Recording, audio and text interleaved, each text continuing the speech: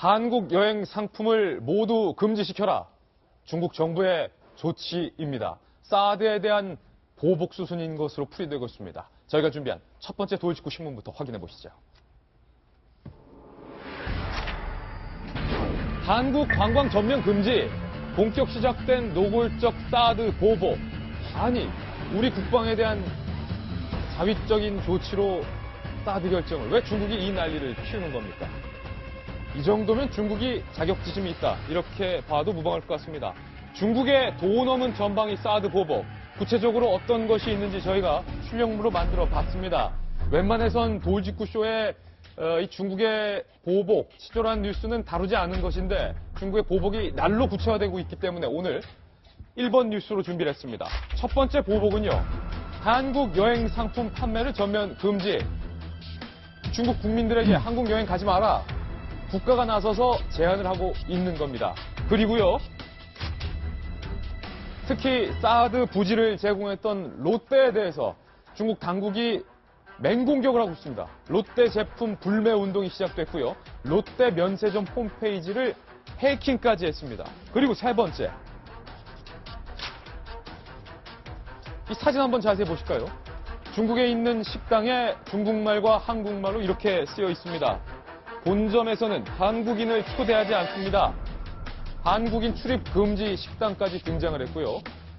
인터넷 중국 음원 사이트에서는 K-팝 차트를 아예 삭제를 했습니다. 우리 문화, 한류에 대해서도 중국이 통제를 하고 있습니다. 마지막 네 번째 사드 보복 조치.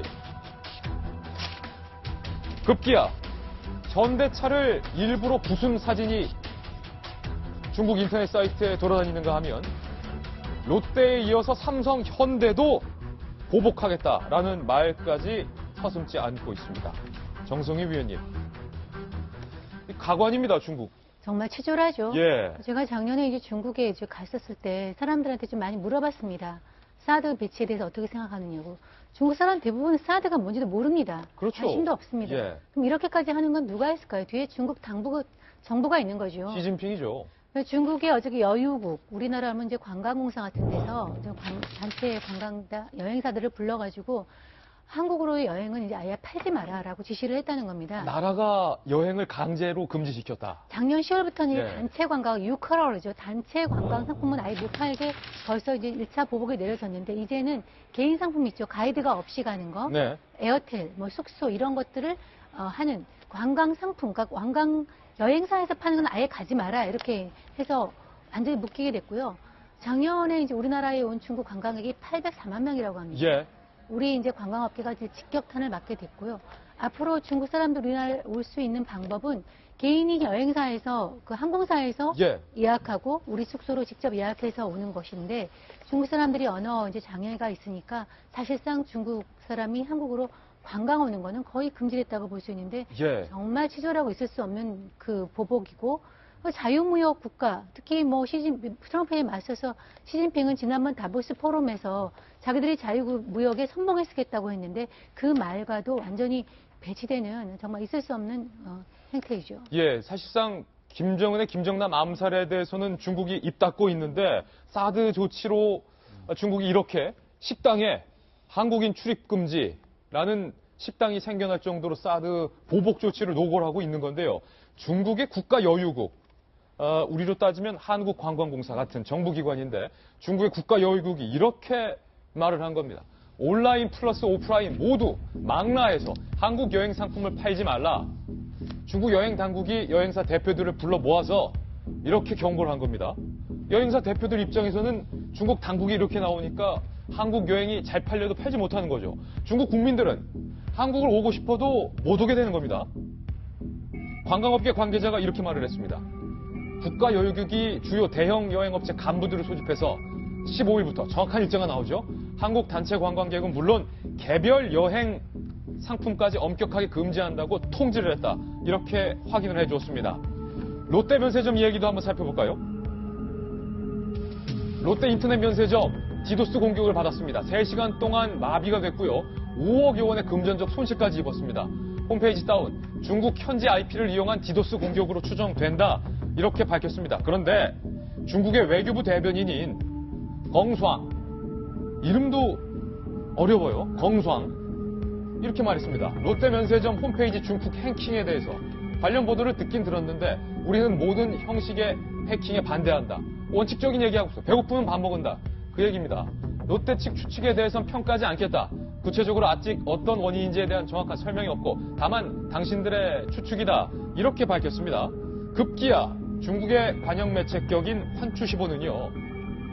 롯데가 사드 부지를 제공한 것은 주황을 도와 학정을 돕는 것으로 보복당해도 원망할 거 없다. 너네 싸다. 그래도 싸다.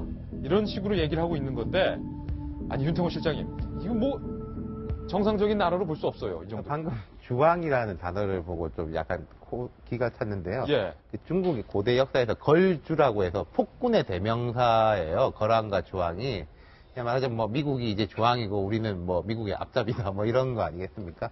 좀 거창하게 이야기하자면은 수천 년간 이제 우리하고 중국하고 관계가 좋을 때도 있고 안 좋을 때도 있고 중국이 우리를 뭐 침략할 때도 있고 뭐 그랬지 않습니까? 근데 92년에 이제 한중 국교 정상화 이후 25년이 제가 생각할 때는 한 4,000년, 5,000년 이내로 제일 좋았던 시기예요. 중국도 한국에 대해서 인정을 하고 우리도 존중을 하고 뭐 중간중간에 좀 안 좋은 일도 있었지만 그 관계가 계속 괜찮아 왔는데 지금 이 사드 문제로 이렇게 되면요. 국내 여론이 어떻게 되겠습니까? 아유, 중국이 화가 났으니까 우리가 가서 뭐 빌어야 되겠다. 이렇게 되겠습니까? 사드를 반대하는 사람들도 이건 못 참는다. 그럼요. 사드에 대한 찬반은 이제 우리가 치열하게 논쟁할 바지만은 중국이 이런 식으로 나오면은 우리는 더 똘똘 뭉치게 되는 거 아니겠습니까? 그럼요. 뒤에 우리 이야기 하겠지만 대선 주자들도 많이 바뀌고 있고. 예. 그리고요, 중국이 제가 이제 얼마 전에 한번 말씀드린 게 김정남 피살 사건에 대해 가지고 아마도 북한이 중국이 그렇게 화를 내지 않을 것이라는 걸 알고 한 것 같다. 예. 사드 문제 때문에. 그게 딱 맞아떨어지는 게 왕이 외교부장하고 리길성 이제 북한 외무성 부상이 만나가지고 화기애애하게 관계 잘하자 이런 예. 식인데 중국도 그거 생각해야 될 겁니다. 자기들의 이제 전반적인 이익을 취하기 위해서는 어떤 식으로 가야 할지 예. 좀 이성적으로 판단해야 될 것 같아요. 전직 청와대 대변인을 지내셨으니까 박성규 대변인. 네. 청와대 대변인 임기는 끝났지만 지금 청와대 대변인이라고 생각하시고 이거는 국가적으로 중국에게 한마디 하신다면 지금 뭐 중국을 보고 한마디를 한다면은 중국답지 못하죠. 그리고 중국에 결코 도움되는 일 아니고 그리고 세계 질서에도 역행하는 역사의 배신의 행위다. 이렇게 좀 말씀드리고 싶습니다. 역사의 배신행위다. 네네. 자, 이 문제는 이렇게 보면은 지금 제일 중요한 문제가 중국이 우리 대한민국을 지금 깔보고 길들이게 하고 있다는 거예요, 본질이. 엄청나게 얕보고 있는 거 아닙니까? 조금 전에 우리 윤태곤 실장께서는 중국이 저렇게 되면은 한국에 있는 국민들이, 한국 국민들이 단결해서 중국에 오히려 안 좋은 조건이 만들어질 것이다 얘기하셨는데 안타깝게도 제가 보기에는 중국은 이 상황에서 한국 국민들은 단결하지 못할 것이다 이렇게 예상하고 있는 것 같아요. 아니 그게 무슨 말이에요? 왜냐하면은 우리가 이미 사드 배치 문제를 통해서 사드의 찬반과 관련돼 가지고 중국과 첨예하게 맞서 있을 때 예. 우리 스스로가 내부가 분열된 모습을 보였습니다. 예. 일부 야당 의원들은 중국을 방문해서 오히려 한국 정부를 비난하는 듯한 모습도 보여줬고 또 뭐 그 이후에 초선 의원들이 아니라 송영길 지금 민주당 중진 의원이 대표단이 되는 중진 의원이 가가지고 역시 또한 중국의 입장을 편드는 듯한 우리 정부를 곤란하게 만드는 그런 현상을 보여줬기 때문에 중국에서는 대한민국을 자주권을 가진 독립국가로 인정하지 않는 듯한 모습까지 지금 보이고 있는 거예요. 아 우리가 이렇게 보복을 해도 어차피 뭐 민주당이나 누구 어떤 사람들은 분열할 거다. 예, 지금 그렇게 보고 있는 것이고요. 지금 제일 심각한 것은 뭐냐면은 이 정도 사안이 되면 청와대에서 대통령이 주재하는 비상 현안에 관한 대책회의가 열려야 합니다. 예. 대통령이 안 된다면은 총리 주재에 각 부처 관계기관들 모여는 회의를 해야 되는데 지금 그거 안 되죠. 대통령이 있다면 뭘 해야 되냐면 여야간에 영수회담을 통해 가지고 이 문제를 어떻게 풀 것인가 해당적인 협력을 요청하고 실제로 그렇게 나가야 돼요. 그리고 외교부 대변인이 아니라 정부 대변인이 나서서 중국에 명확하게 경고하고 있을 수 없는 일이라고 하는 사실, 그리고 이 부분은 한국 정부의 입장에서 뿐만 아니라 세계 질서 입장에서도 받아들일 수 없는 국가적인 결례라고 하는 사실을 분명하게 선언을 해야 하는데 우리가 지금 그러고 있지는 못하죠. 이 부분에서 제가 한 가지를 꼭 좀 얘기를 좀 드리고 싶은 게 있어요. 롯데의 결정, 저는 여러 사람들이 여러 각도로 얘기하겠지만 롯데는 중국이 보복을 예고하고 있고 이미 사전에 예고가 돼 있는 많은 행동들이 취해지는 그런 가운데에도 불구하고 사드 배치의 필요성을 인정하고 롯데는 결정을 내려줬단 말이에요. 예.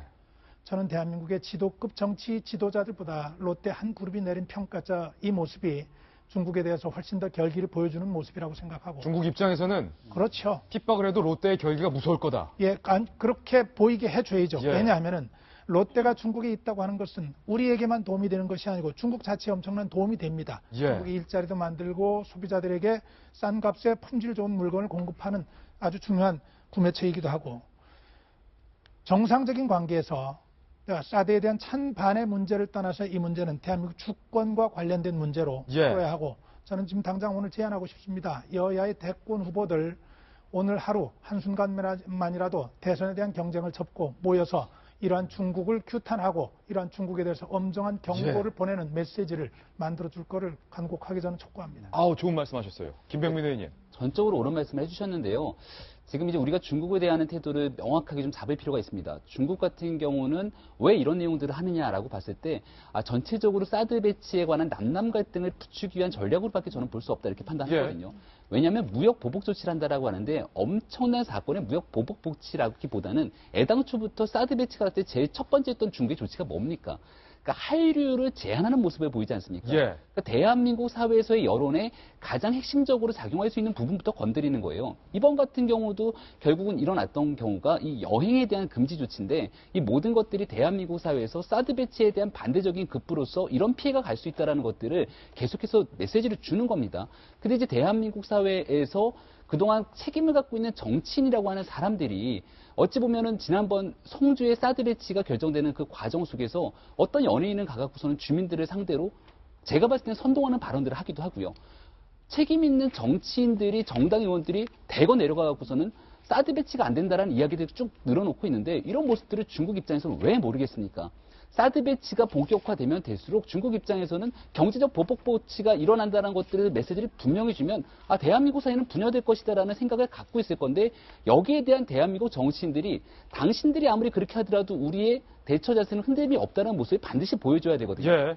여기서 하나 중요한 게요. 저는 정말 놀라운 거는 롯데그룹에 대해서 롯데가 이제 면세점이 굉장히 중요한 사업 중에 하나인데 인터넷 면세점을 갖다가 해킹한 것 아니겠습니까? 이거 명백한 불법 행위로 볼 수 있는 거죠. 서버에 가서 보니까 중국 IP에서 해킹한 디도스 공격의 흔적이 남은 겁니다. 이제 대한민국의 사정당국은 분명하게 조사를 해야겠죠. 예. 이게 어디에서부터 시작된 해킹인지, 그리고 만약에 중국 자국 내에서, 중국 내에서의 해킹이 이루어진 부분들이 분명히 드러나게 된다라면은 이건 여야 할 것 없는 대한민국 정치권 전부가 단결해 갖고선 여기에 대한 엄정한 메시지를 보내야 됩니다. 불법 행위에 대해서. 예. 그러니까 이런 부분들에 대해서 지금 오늘자로 아마 저녁에 더불어민주당 같은 경우는 대권 주자의 토론회도 예상돼 있는 상황인 것 같은데요. 대권 주자들조차도 그리고 더불어민주당 같은 경우는 누가 뭐래도 지금 현재 가장 강력한 영향력을 갖고 있는 야당의 대선 주자들이기 때문에 이 문제에 대한 메시지들을 분명히 좀 내줬으면 하는 바람이 있습니다. 그 초선 의원 데리고서 중국 갔던 네. 송영길 의원이 지금 또 네. 문재인 전 대표 캠프의 본부장을 하고 있기 때문에 예. 송영길 의원도 이 중국의 사드 보복 조치에 대해서 입장을 좀 내놔야 할 것 같은데 중국의 이 사드 보복 이야기는 대권 주자들의 사드에 대한 인식과 연결됩니다. 여태까지의 사드에 대한 찬반 논쟁과 지금 국면이 바뀌고 있는 겁니다. 중국의 조치를 목도한 대권 주자들 과연 어떤 입장을 내놓을까요? 저희가 준비한 다음 돌직구 신문입니다.